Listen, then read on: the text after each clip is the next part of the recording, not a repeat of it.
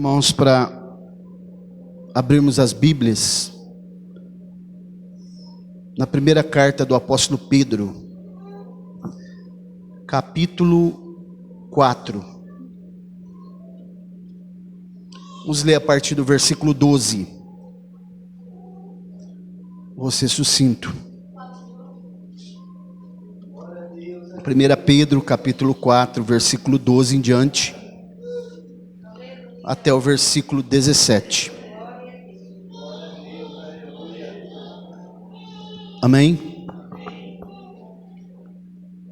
Diz assim a palavra do Senhor, santa, bendita e eterna. Amados, não estranheis a ardente prova que vem a vós para vos testar, como se coisa estranha vos acontecesse. Mas alegrai-vos no fato de serdes participantes dos sofrimentos de Cristo, para que quando sua glória for revelada, também vos regozijeis com excessiva alegria. Se sois censurados pelo nome de Cristo, felizes sois, porque o Espírito de glória e de Deus repousa sobre vós. Por eles ele é blasfemado, mas por vós ele é glorificado. Mas que nenhum de vós padeça como homicida, ou como ladrão, ou como malfeitor, ou como se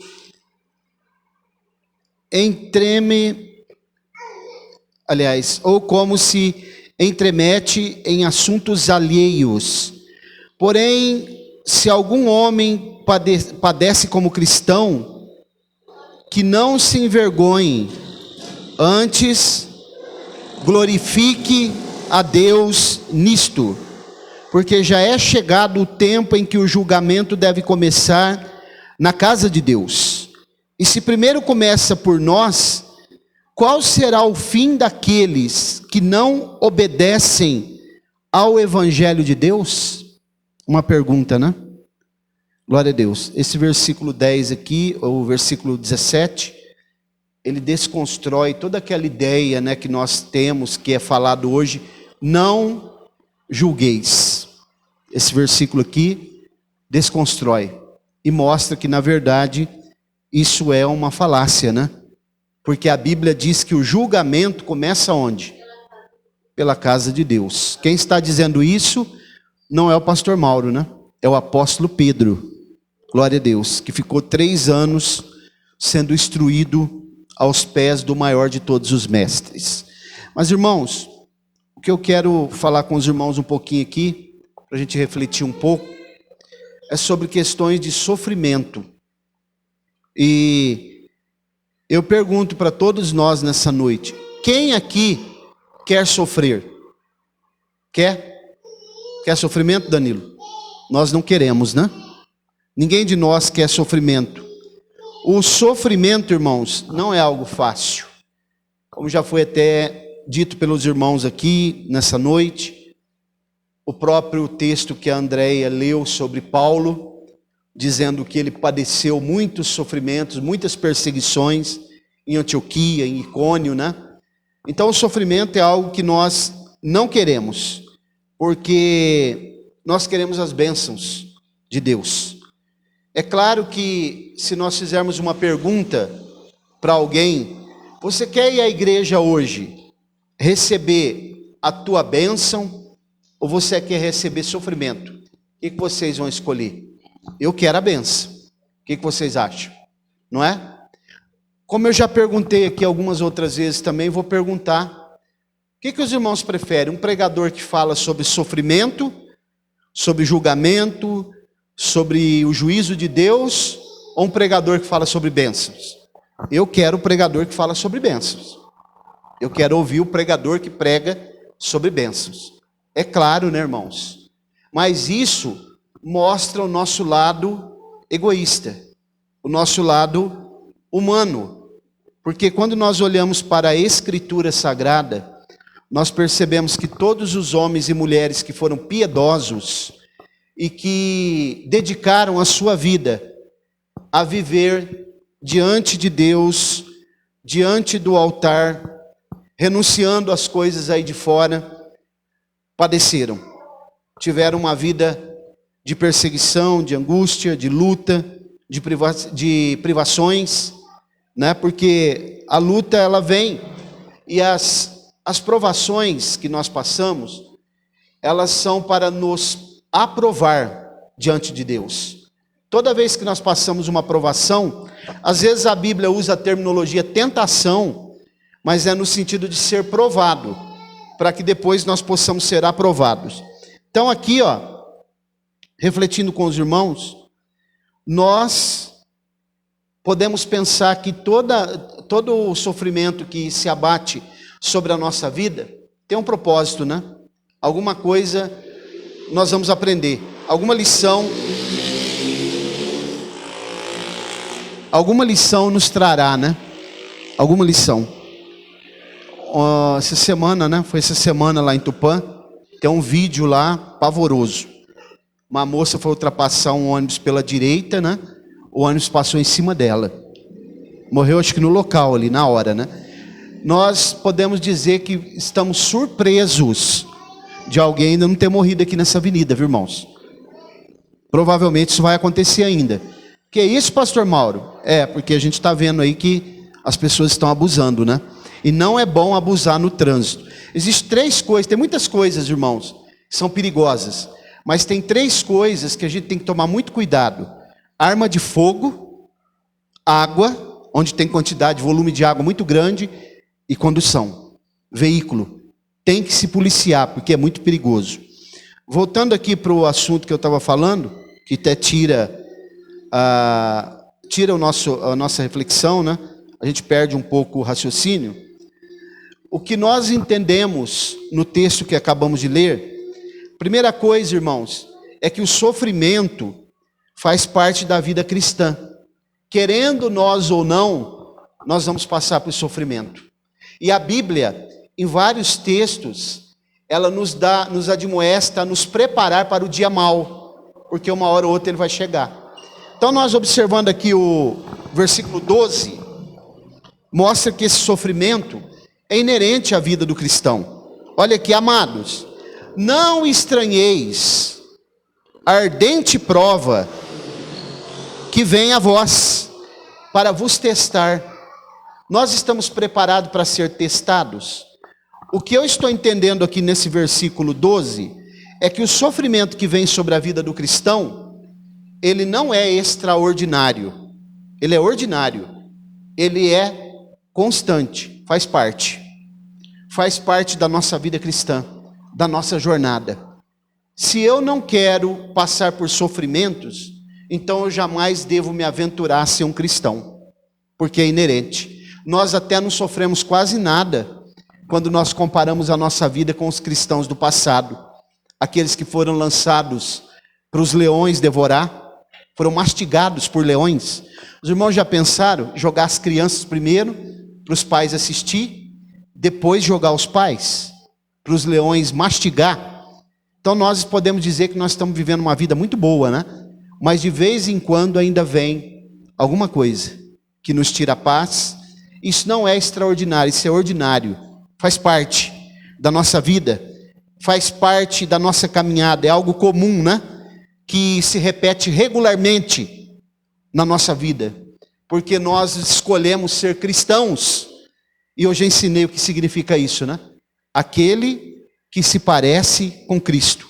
Eles foram chamados pela primeira vez de cristãos lá em Antioquia, porque exatamente eles se vestiam igual, eles falavam igual, eles se comportavam igual, eles tinham o mesmo propósito, eles tinham o mesmo pensamento, eles tinham o mesmo objetivo, eles tinham a mesma direção, eles acreditavam nas mesmas coisas, eles acreditavam na mesma palavra, eles faziam as mesmas orações, eles tinham o mesmo tipo de devocional, eles utilizavam o mesmo tipo de pregação, eles acreditavam ser cidadãos do mesmo reino, eles observavam as mesmas leis do reino, eles se comportavam como súditos do mesmo reino, e eles estavam sob a égide do mesmo rei, que é o próprio Jesus. Então as pessoas começaram a olhar para eles e perceberam, há uma grande semelhança entre essas pessoas e o Cristo. São cristãos,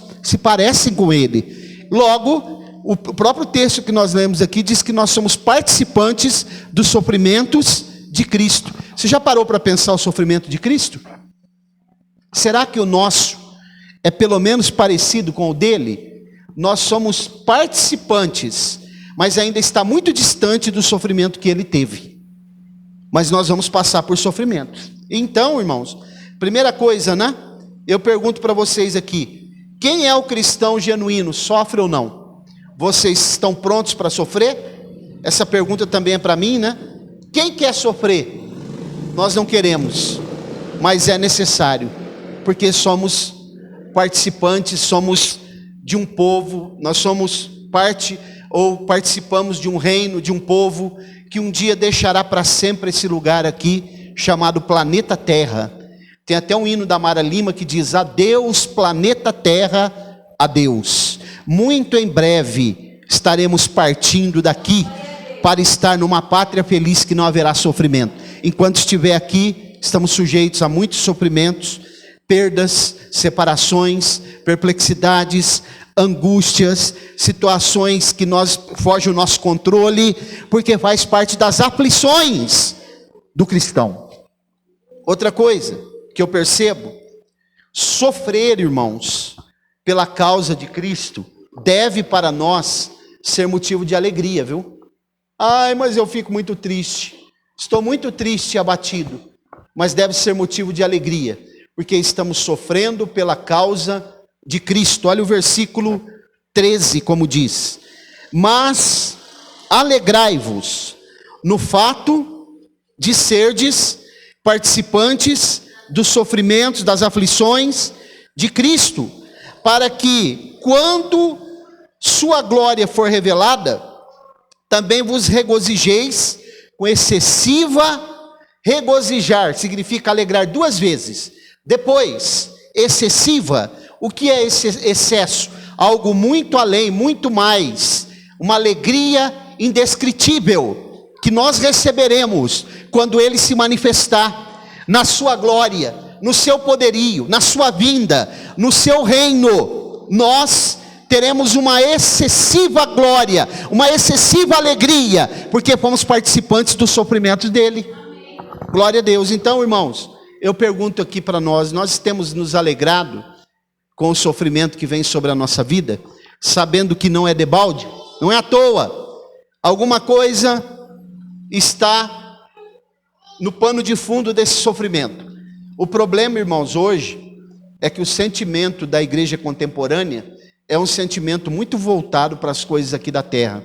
Nós queremos o que nós podemos apalpar, tangível. Porque na sociedade moderna, nós também já falamos aqui, o ter é mais importante do que o ser. É o vale quanto pesa, né? Minha mãe, uma mulher ignorante no sentido de estudo, porque não teve oportunidade de estudar, só sabia assinar o nome dela e ler. Ela dizia assim: nós valemos, nós somos e valemos o que temos. Se você tiver uma caixa de fósforo, você vale ela. Nesse mundo aí é isso. Mas o reino de Deus, como ele está invertido, está de ponta cabeça, não é isso. Nós valemos o preço do sangue de Cristo, muito alto, que ele comprou, que ele pagou. E o apóstolo Pedro mesmo diz que não foi com ouro e nem com prata, mas com o precioso sangue de Jesus. Então nós valemos um preço muito alto. Agora nós temos que participar das aflições de Cristo. Isso não é fácil. Cada dia as angústias vêm, depressões, tristezas, perdas, abatimento, né? Nós podemos dizer aqui que nós somos bem-aventurados nessa pandemia, viu? Somos bem-aventurados, porque muitas pessoas vão passar o Natal agora e chorar os seus entes queridos, que já se foram, né? Família do pastor Fábio mesmo é uma, tive lá agora essa semana que passou, eles ainda estão muito arrasados, né? Chorando. Uma irmã lá da igreja falou para mim: o pastor Mauro, a nossa igreja está de luto. A nossa igreja ainda está muito abatida, porque nós nunca imaginávamos que isso ia acontecer. A nossa igreja, o luto está sobre a nossa igreja. Ela disse, nós vamos passar um final de ano tristes e abatidos, porque Deus levou o anjo dessa igreja. Então, irmãos, nós podemos agradecer a Deus, porque os irmãos aqui que contraíram a Covid estão todos aqui, né? Deus nos guardou, nos assistiu na hora da angústia, na hora da aflição, na hora da falta de ar, né? Que você puxa o ar e não vem, mesmo você estando utilizando oxigênio, mas Deus nos assistiu lá naquele momento. Glória a Deus. Então as aflições virão, as angústias. O médico às vezes vai dizer, não sei o que ele tem, não tem remédio, mas o Senhor nos assistirá. Somos copartícipes da aflição de Cristo, da aflição que o Senhor Jesus passa. Os irmãos estão vendo aí? Não é brincadeira, irmãos. Ó, isso aqui, ó. Agora foi isso aqui, ó. Viu? Vai acontecer, irmãos. Eu não sou profeta do caos, não. Vai acontecer. Se passar uma pessoa aqui, ó, imagine uma criança. Animais já morreram alguns aqui, né, Danilo? Vários, né? Os irmãos, imagina se pegar uma criança, uma pessoa de idade, ou qualquer pessoa, nessa velocidade que eles estão passando, morre ali no local. Vai acontecer, infelizmente. Vamos estar preparados, porque as pessoas estão procurando isso. Então, irmãos, que o Senhor nos guarde. Nesse mundo, o apóstolo Paulo tem uma passagem que ele diz, todos os dias somos expostos ao perigo. Esse mundo que nós vivemos hoje é muito perigoso. As aflições estão aí, mas nós devemos nos alegrar. Mais uma coisa que eu percebo, vamos ler um texto, Mateus capítulo 5, versículos 10 e 11, quando ele fala das bem-aventuranças, que não é coisa para aqui, né? As bem-aventuranças é celestial, é o que os salvos vão receber na glória. Mateus 5, 10 e 11, olha como diz a palavra do Senhor. Glória a Deus. Bem-aventurados os que são perseguidos por causa não é por causa da injustiça, é da justiça, porque deles é o reino dos céus. Verso 11, bem-aventurados sois vós quando vos injuriarem e perseguirem, e mentindo, disserem todo o mal contra vós por minha causa. Os irmãos estão se lembrando de Jesus, no julgamento dele? Contrataram testemunhas falsas, para mentir a respeito dele, para que ele fosse condenado. Isso acontece até hoje, viu? Os julgamentos por aí, as pessoas costumam contratar testemunhas falsas para mentir. Advogados que mentem bastante, né? Olha o que a Bíblia está dizendo. Jesus já passou por isso. Jesus é o nosso paradigma. Jesus é a nossa maior referência. Glória a Deus, vale a pena passar por aflições. Ainda que alguém diga, não, até da nossa família, eu não quero ser crente. Se você tem a oportunidade de ser crente e passar por aflições, siga firme até o fim. Siga a jornada, não pare, não olhe para trás, não olhe para os lados, não renuncie às coisas de Deus, porque vale a pena, há uma pátria feliz nos esperando. Glória a Deus. Mais uma coisa, irmãos, que eu quero falar para vocês aqui, não se envergonhem nunca do sofrimento que nós passamos, que você passa por causa de Cristo. Nunca se envergonhe, viu? De alguém dizer assim, aquele crente lá, olha a vida dele, só tribulação, só angústia, só sofrimento. Parece que depois que ele entrou para a igreja, piorou, né? Depois que você entrou para a igreja, piorou. Eles não sabem, né? Que na verdade, depois que nós entramos para a igreja, melhorou, né? Eles não têm conhecimento disso.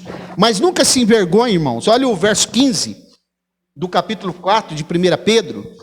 Mas que nenhum de vós padeça como homicida, ou ladrão, ou como malfeitor, ou como aquele que se intromete em assuntos alheios. Quer dizer, cada um cuidando da sua própria vida, né? É o que Pedro está dizendo aqui. O que ele está dizendo é o seguinte, que nós devemos estar felizes. O verso 14 diz assim, ó: se sois censurados pelo nome de Cristo, felizes sois, porque o Espírito da glória de Deus, Espírito com letra maiúscula, é o Espírito Santo, repousa sobre vós.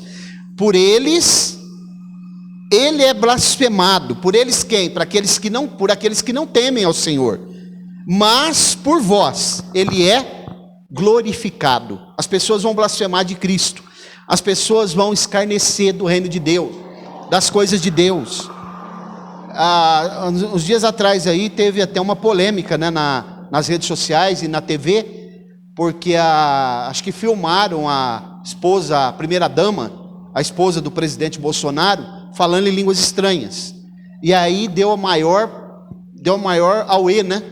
Alguns até em tom de ironia, de chacota, dizendo, né, que aquilo não é uma postura de uma primeira-dama. Eles escarnecem do Senhor, mas aqueles que conhecem a Deus glorificam a Ele, porque sobre os que temem a Deus, sobre os cristãos sinceros, sobre os cristãos autênticos, sobre aqueles que passam por aflições pela causa do Mestre, o Espírito de glória de Deus está sobre ele. Por isso ele glorifica. Ele não vem a um culto desse para ficar calado, ele vem aqui para exaltar e magnificar o nome do Senhor, porque nós acreditamos, nós somos pentecostais, né? Glória a Deus. Agora, irmãos, nós nunca devemos nos envergonhar, mas agora também, o grande problema que nós estamos vivendo hoje, que eu li o verso 15 aqui, é que existem pessoas que ao invés dele passar por constrangimentos, né, por perseguições por causa do reino de Deus, ele passa por vergonhas e constrangimento, mas por outras coisas. Por quê? Que nenhum de vós padeça como homicida, aquele que mata os outros, né? Você sabia que o homicida não é só aquele que dá um tiro na pessoa, irmãos? Ou dá uma facada? São aqueles que matam os sonhos da pessoa, matam a paz da pessoa, né? A esperança. A Bíblia diz que se alguém aborrece o seu irmão, ele já é homicida. Então aqui, ó, ladrão, rouba aquilo que é dos outros, malfeitor, e como aquele que põe o bedelho no assunto dos outros, né? Isso aqui é muito sério. Isso aqui é vexatório, né? E eu fiquei pensando, eu já dei um testemunho aqui para os irmãos, vou relembrar só. Os irmãos se lembram que há uns dias atrás, aí, terminou agora há pouco, essa CPI da pandemia. CPI, podemos dizer, do circo, né? A CPI do circo. E por incrível que pareça, tinha 3 palhaços lá que estavam presidindo aquela CPI, né? Vocês já sabem quem é. Então eles estavam fazendo ali a CPI e eles convocaram, porque a CPI ela tem poder de polícia. Uma pessoa pode sair preso lá da CPI, porque a CPI tem a prerrogativa de polícia. E eles convocaram um pastor lá, abre aspas, né, para depor. Estava envolvido em corrupção de compra de vacinas. Olha aqui, ó. Nenhum de vós padeça como homicida, como ladrão, como malfeitor ou como aquele que se intromete em assuntos alheios. Isso aqui é muito sério, irmãos. Por isso que cada um de nós devemos cuidar da nossa própria vida. Quando nós somos chamados para aconselhar alguém, para dar uma opinião, aí a gente vai, né? Aquele pastor que estava lá, irmão Alexandre, um dos senadores ali, eu não sei se aquele senador é evangélico ou não, ele falou uma frase para aquele homem que ele chorou. Ele estava sendo inquirido pela CPI, e aí o senador disse: pastor, o senhor conhece 2 verdades. O senhor conhece a verdade dos fatos, que nós estamos falando aqui, mas o senhor conhece uma verdade muito maior, que é a verdade absoluta. Ele estava falando, sabe do que, irmãos? Da palavra de Deus. Quando ele falou isso, André, o homem chorou. Ele baixou a cabeça e chorou. E aí o senador disse para ele: cuidado, pastor. Cuidado com a verdade absoluta, porque ela vai julgar o senhor e vai julgar a mim também. Então o senhor conhece as 2 verdades. É melhor o senhor abrir o jogo e falar toda a verdade aqui, porque a verdade absoluta, que o senhor conhece melhor do que eu, vai julgar o senhor. Irmãos, é muito sério, né? Olha o que a Bíblia está nos dizendo. Um dia, todos nós deveremos ser julgados por essa palavra. é o livro da lei de Deus. Essa palavra julgará os nossos atos. Então é muito sério. E ainda o versículo 16, ele diz assim: porém, se algum homem padece como cristão, que não se envergonhe, antes glorifique a Deus nisso. Devemos nos envergonhar de tudo que está citado no versículo 15. Se alguém, irmãos, nos inquirir, ou se nós formos presos, ou se nós formos processados, por isso daqui, porque matou alguém, ou porque roubou, ou porque é malfeitor, ou porque se envolveu em assuntos que não era da nossa conta, devemos nos envergonhar. Agora, se algum de nós padecer como cristão, se nós formos presos, como aqueles que estão presos nos países de perseguição, aqueles que estão sendo mortos, aqueles que estão sendo confrontados e afrontados, aqueles que estão passando por constrangimentos, como o próprio Jesus e os apóstolos passaram, não nos envergonhemos, porque nós estamos sendo expostos pela causa do Senhor, e um dia receberemos a recompensa dele. Se algum dia algum de nós for preso aqui, porque prega contra o casamento de pessoas do mesmo sexo, ou prega contra as injustiças, ou prega contra as coisas que os homens fazem aí, as injustiças que os homens fazem, nós não devemos nos envergonhar, viu? De forma alguma. Agora, quem deve, os irmãos se lembram que eu expliquei aqui, no capítulo 2 de Romanos, o versículo 14 e 15, deixa muito claro, que dentro da nossa mente, tem um advogado de defesa, tem um promotor e tem um juiz. É a lei natural, todo homem nasce. É inato, né? Nós já nascemos. Terminando, versículo 17. Porque já é chegado o tempo em que o julgamento deve começar por onde? Pela casa de Deus. Primeiro aqui, né? Porque às vezes a gente aponta o dedo aí fora, para as pessoas aí fora, mas nós temos que começar primeiro aqui. Fazer uma análise da nossa vida, todos nós que fazemos parte da igreja, da nossa família, como está a nossa família, como está a nossa postura como cristão. Aí ele diz assim, se primeiro começa por nós, qual será o fim, irmãos, daqueles que não obedecem o evangelho de Deus? O que você acha que vai acontecer com as pessoas que não obedecem o evangelho? O que será, hein? Para onde eles irão? Onde passarão a eternidade? E isso aqui também envolve os que frequentam a igreja, mas que não obedecem, viu? Ouvem a palavra, mas não escutam, não colocam em prática. Então, quero ler mais um texto para a gente terminar. Mateus 15, do 29 ao 32, e a gente vai concluir. Glória a Deus. Quanto sofrimento nesse ano de 2021, né? Como a irmã Andréia disse aqui. Mas vale a pena. O Senhor nos recompensará. O Senhor nos fortalecerá. O Senhor continuará nos dando graça para vencer todo o sofrimento. Partindo Jesus dali, chegou ao pé do mar da Galileia, e subindo ao monte, sentou-se ali. E vieram a ele grandes multidões, trazendo consigo coxos, aleijados, cegos, mudos e outros muitos. E lhes puseram aos pés e ele os curou.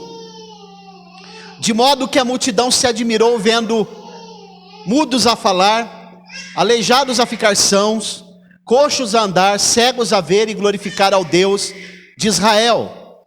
Jesus chamou os seus discípulos e disse: tenho compaixão da multidão, porque já faz 3 dias que eles estão comigo e não tenho o que comer. Não quero despedi-los em jejum, para que não desfaleçam no caminho. Disseram-lhe os discípulos: de onde nos viriam no deserto tantos pães para fartar tamanha multidão? Perguntou-lhe Jesus: quantos pães tem? Responderam: 7 pães e alguns peixinhos. Jesus nunca despediu a multidão vazia. Jesus nunca deixou de se compadecer com o sofrimento da multidão. Porque Jesus é a nossa maior referência. Então, irmãos, Ele está olhando para cada sofrimento nosso, cada dificuldade, cada luta, cada momento de angústia, cada momento de dificuldade. Às vezes nós pensamos e falamos: o que eu vou fazer?